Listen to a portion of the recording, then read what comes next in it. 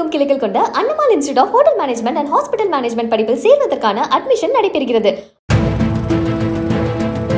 சென்னை பெருநகர் காவல் எல்லைக்குட்பட்ட பூக்கடை, வண்ணாரப்பேட்டை மற்றும் புளியந்தோப்பு உள்ளிட்ட காவல் மாவட்டங்களில் முக்கிய இடங்களில் பரீட்சார்த்த முறையில் ரெட் அலர்ட் வாகன சோதனையை போலீசார் நடத்தினர். அசம்பாவித சம்பவங்கள் மற்றும் முக்கிய புகார்கள் தொடர்பாக அவசரமாக குற்றவாளிகளை பிடிக்கும் வகையில் ரெட் அலர்ட் வாகன சோதனை நடத்தப்படும் என போலீசார் தெரிவித்துள்ளனர்.